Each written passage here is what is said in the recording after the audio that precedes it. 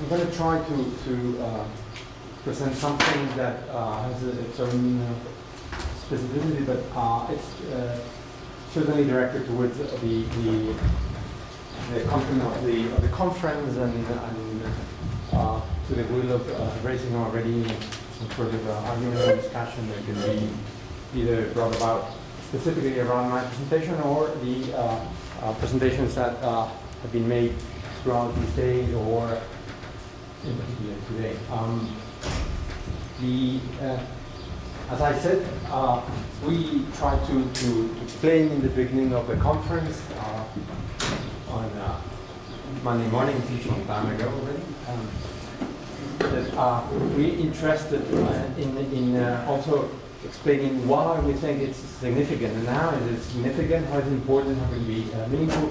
Talk about autonomy again in 2016 when it has been a recurrent theme of architecture academics and theory, and now it seems to be to a certain extent exhausted since the conferences and writings and thought developing between 2003 and around, and I think Sarah took part of that. So I'm going to try to do this with a piece of an article that I wrote. So it has another integrity to it that is going to lurk on the side. It was an article on Saarinen's project for the MIT campus in the 1953-55. It's an article based on the opposition between, or the confrontation between, the concept, the history and technology as were reintroduced in architecture education or discussed in architectural education curriculums in the 1950s after the Second World War, as presented in the article through the figures of Raymond Banham and Colin Rojo. I'm not going to get into that specifically. I'm going to use it as a mechanism to raise this issue of autonomy, which I think is the point of the conference. But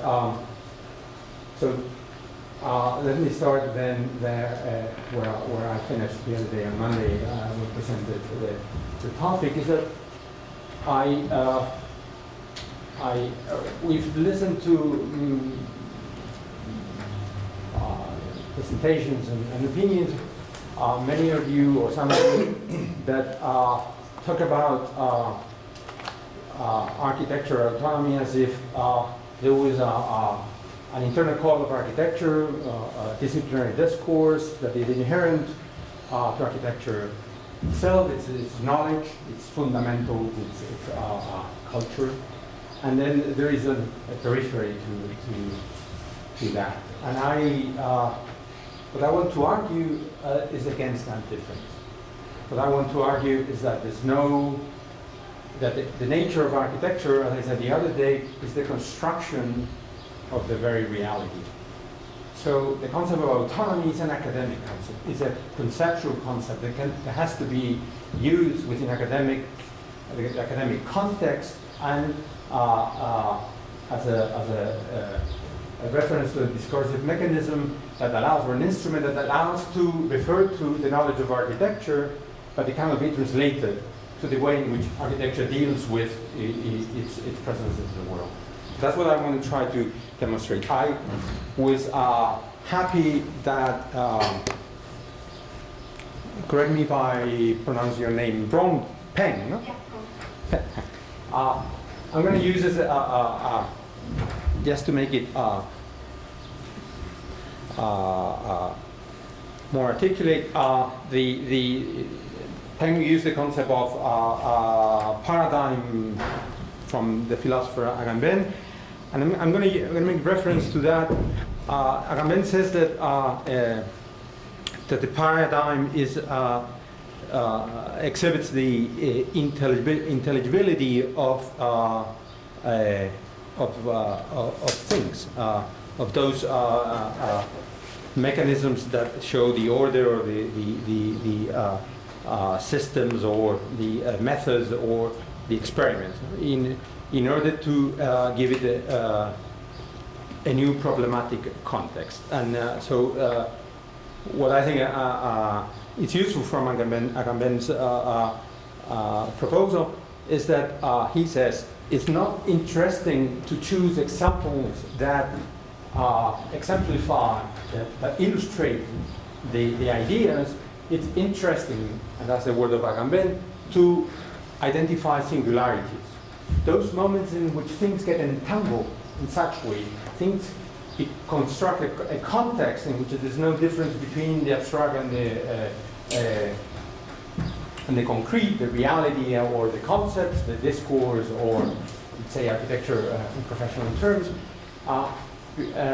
because they behave as singularities. The difference between an example and a singularity is that the singularity has this capacity to make knowable, he says. I don't know if I pronounced that well.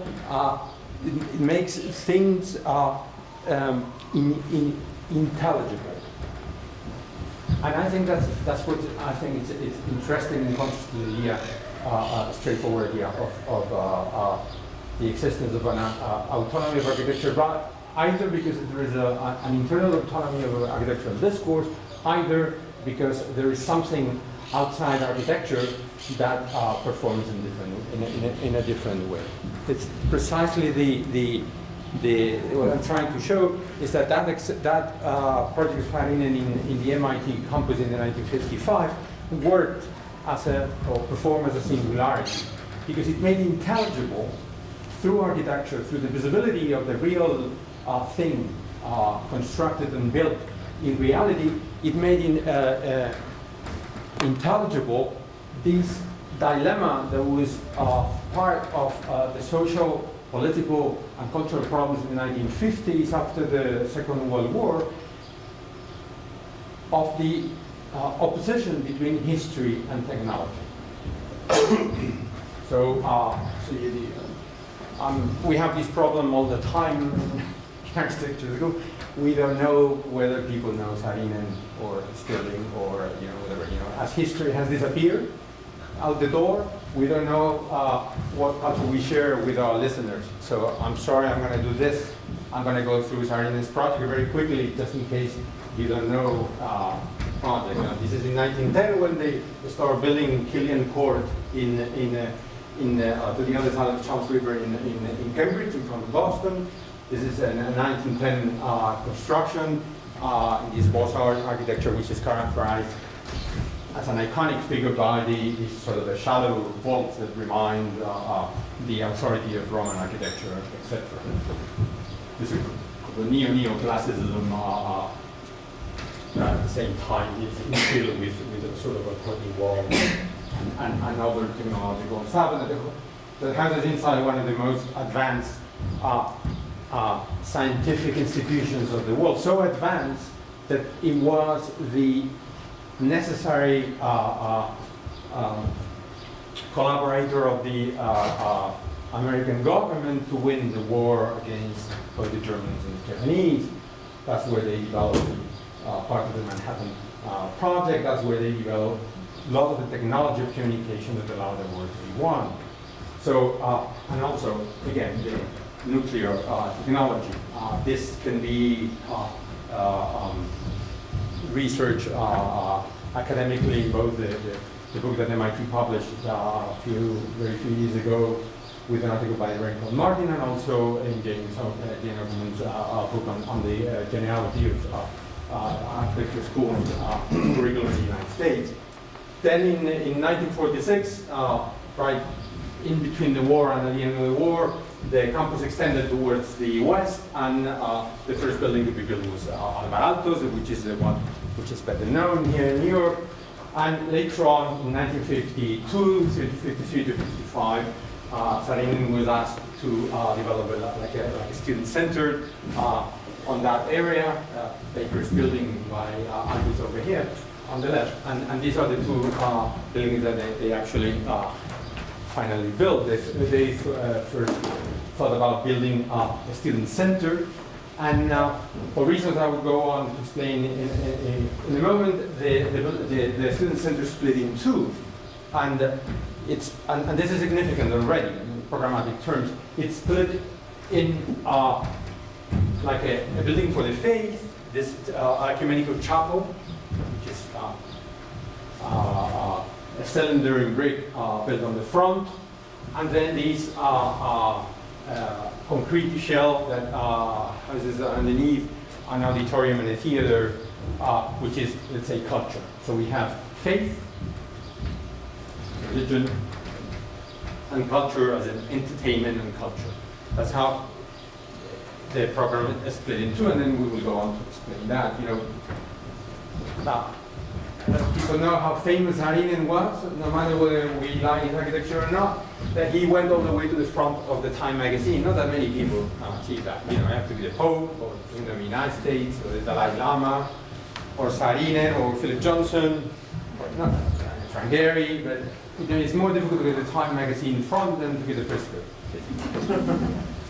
So Saarinen was in the 1950s the most successful architect in the United States, that's for sure. But he was probably the most successful architect in terms of the commissions, the larger commissions, the most amazing commissions that were, most of them in the United States, that was going through that amazing economic and social expansion after the Second World War, that used Saarinen as one of his instruments to build that reality. That Pax Americana that can be exemplified probably best of all the projects through the General Motors campus in Technical Center in Warren, north of Detroit. It's a commission that he inherited from his father, that's true, but he got it in 1946, 1945. When his father died, he took over, changed it completely, and turned it into this weird combination of IIT Chicago campus from Mies van der Rohe, pulled into the picturesque suburbia of the United States after the World War. So you can see Means, you can see Jacobsen, you can see this second stage, third stage modernism, and you can see other things, again, geometry, symbols, domes, objects, all the kind in a landscape which has to do with this new American environment of suburbia.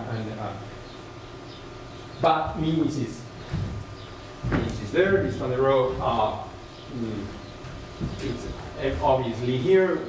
You have to start with the subtleties of whether the structure has become a frame, whether the podium has disappeared, whether these two things are symbolical, whether the symmetry is weird because it has no door in the center.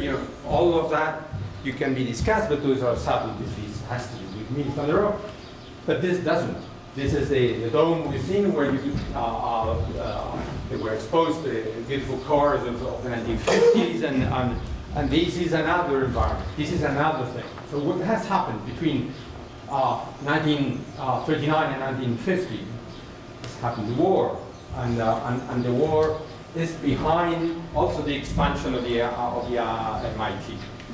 The MIT is not just that it collaborated with the government, it actually was the support, the technological support of the government and the army and all the structure of production for winning the war. And when the United States dropped the bomb in Hiroshima, or the Allies dropped the bomb in Hiroshima, how you want to say, and the war was ended, the MIT was in full expansion due to that collaboration. It was a scientific collaboration, it was a military collaboration to do with communications and radars and all of that. But one would guess, and that's what I think the research of Raymond Martin makes so neatly, is that MIT felt guilty, needed to change, needed to transform itself in order to adapt to the 1950s scenery, which it did as an institution by organizing a new department of social and cultural studies. the technical school developed another school within it, split the curriculum in two, and developed this new department of humanities that would balance science and would restore the need to discuss after the World War and the discovery that technology might take us to the future, but might take us to the tomb or to death as well, whether this balance was needed in order to rehumanize academic curriculum, whether the institution had to be reshaped through humanities in order to balance the sciences moving almost towards human structure. And that is the moment in which they decided that in order to provide that message in the public sphere outside the university, so within the university is split in two within the Department of Humanities, outside is architecture the one that has to perform that role.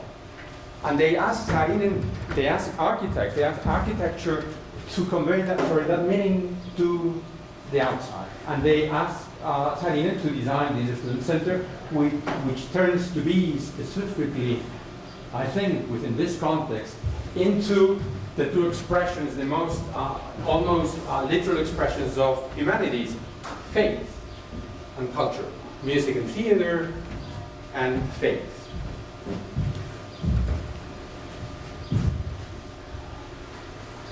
Let me go very quickly through this. I mean, maybe this is where this is the chapel, outside and inside. It's a brick cylinder, very rough. Sometimes they say it has to do with Baker House by Alto, which also has this rough brick. But the inside has these waving walls of brick that I've always thought, that maybe because I'm Spanish, that they look like Gaudí. No, it's something very different for the 1950s. Here, Sarinen is not anymore modern, no matter what you said.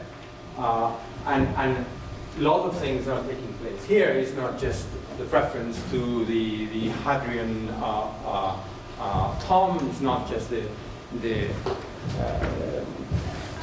building in Rome, the Pantheon. There are a lot of things, like, let's say, just one among many, but I think the most important is we are back to the wall structure as opposed to the free plan, just to start with. You can see the drawings that show that geometry, ideal shapes, iconicity, symmetry, articulation of pieces that have always sort of a conflict between unity and fragmentation. All of this is taking place, and if you look at the working drawing of detail of the wall, you see that indirect light, heaviness, etc., etc. You see here the light reflects in the water and goes in. And this is how it stands today. Now it's a modern icon because I believe that MIT alumni like to get married here. That's its destiny. You can see the waving walls and the beautiful Vergonia altar. And the other building, it's funny because if this one makes reference to icons that related to history and memory, this one, which is right away, designed by the same hand, the same day, on the same desk, maybe it was the left and the right, but that's improbable. He designed this other monument to technology.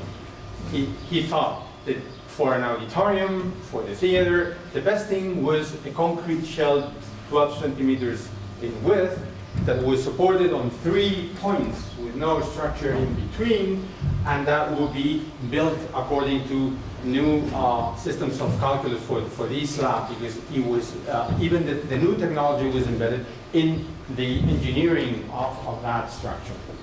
As you can see, the whole thing was rather sophisticated. It looks like the Le Corbusier's 1959 Philips Pavilion, that probably the scaffolding was more expensive than the slab, with the metal rods having to follow the geometry.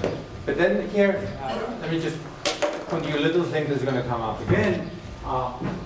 He was told by the engineers that if the spherical piece was not triangular in plan, then the wedges that made it more like a spherical sector would produce that the slab will not work just in compression, which is how the slab becomes very thin, but will work also in traction on the edges, because this will be cantilevered from the inside, from the inner part of the slab. And that had the slab to increase its width on the edges quite a bit, that created later on tensions on the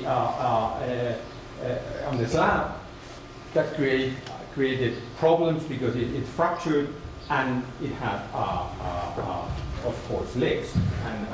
And this building is famous for being like a parody of the failure of technology, also because it leaked.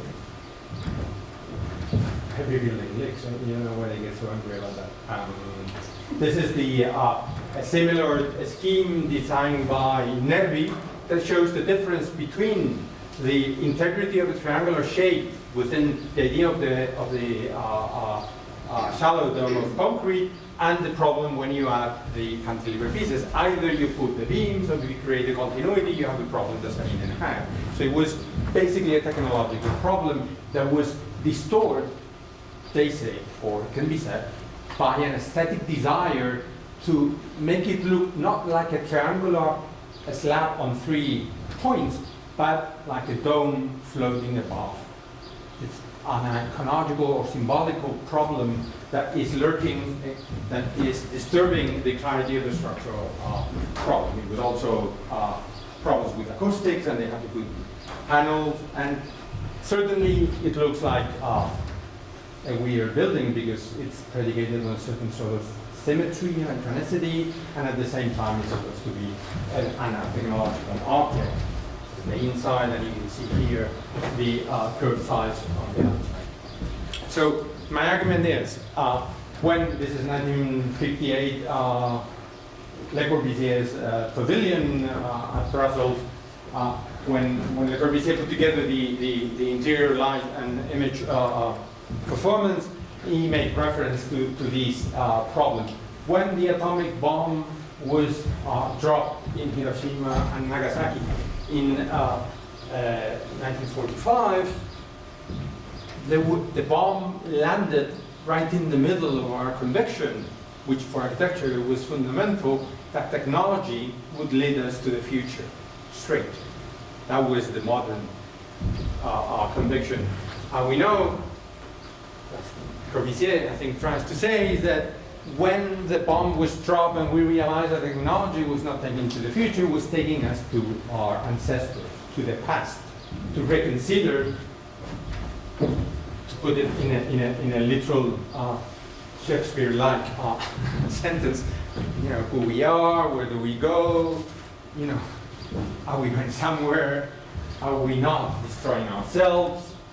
And then there is this shift from technology to history and anthropology, to our own identity as human beings.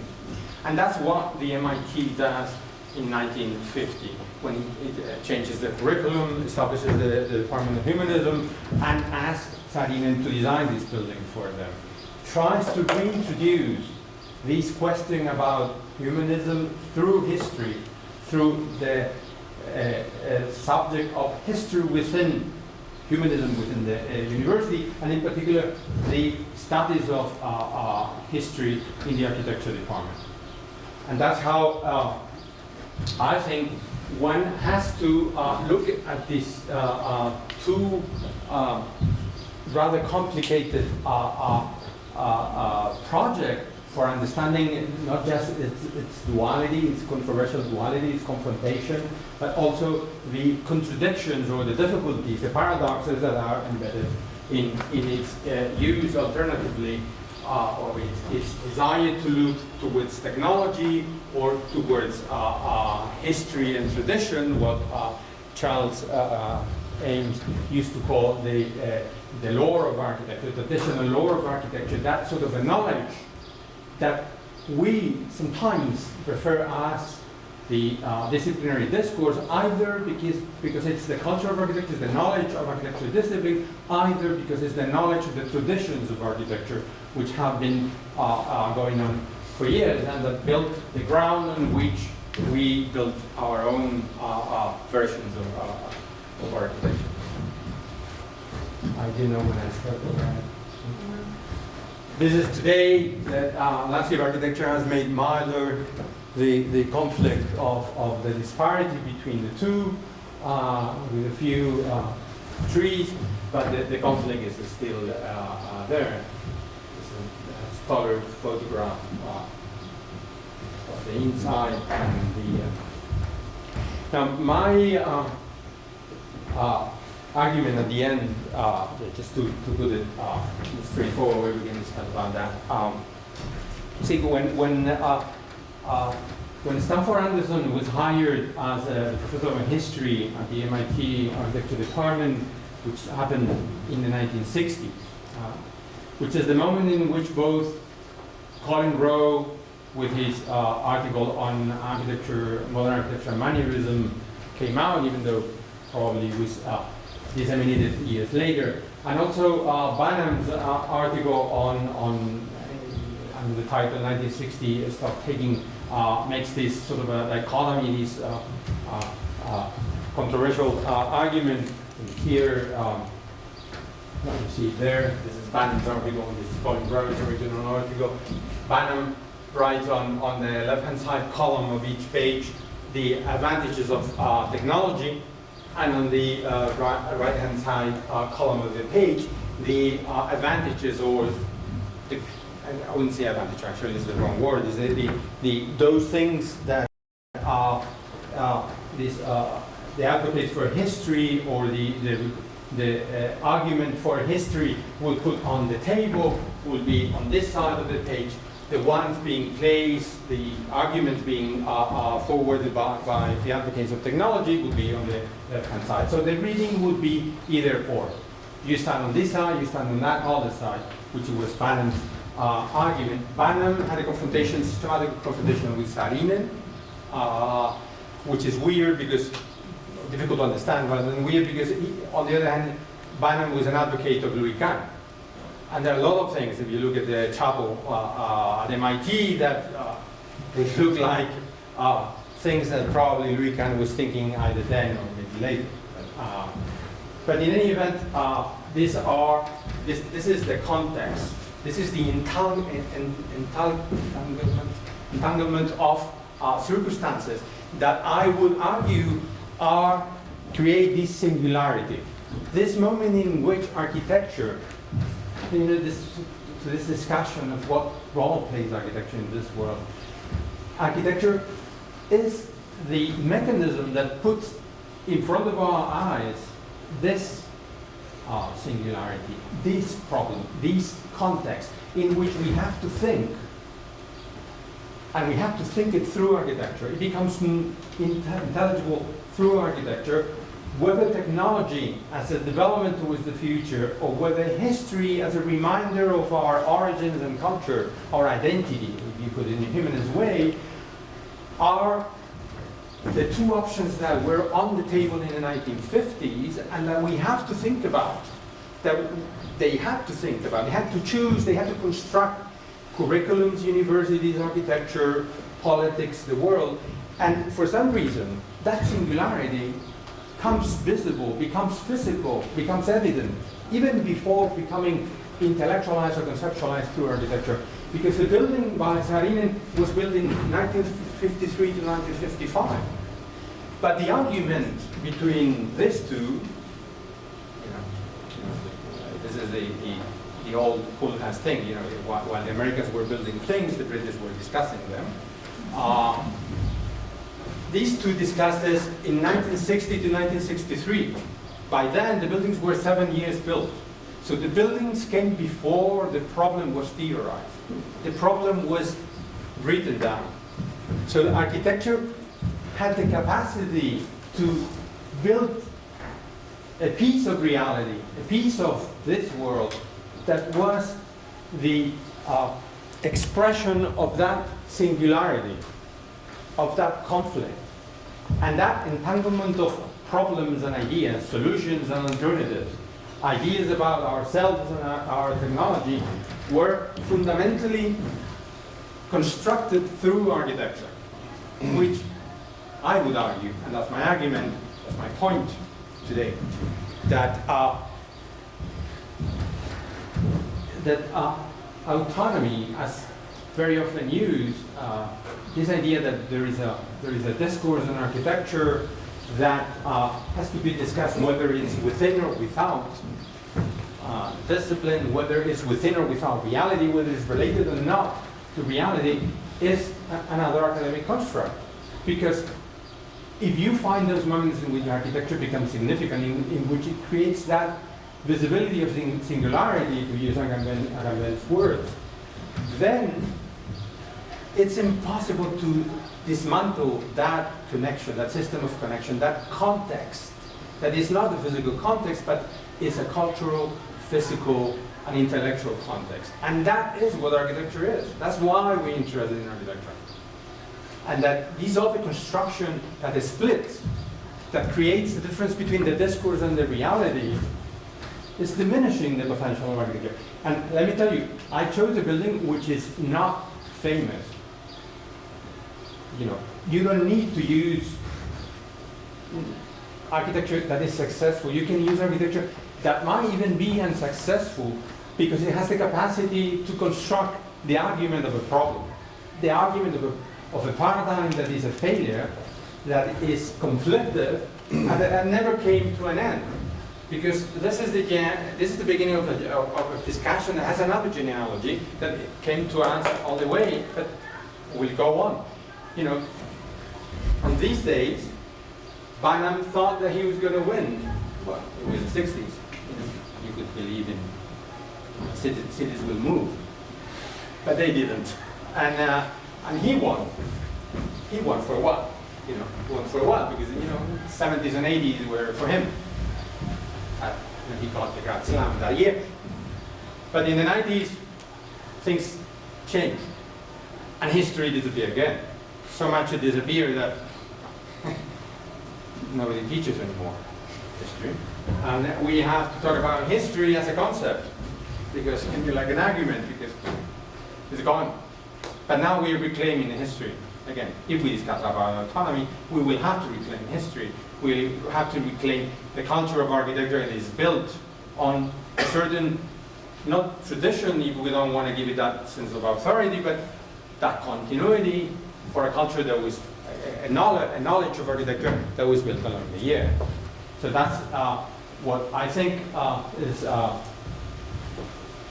that's basically my argument, that autonomy is just an academic concept.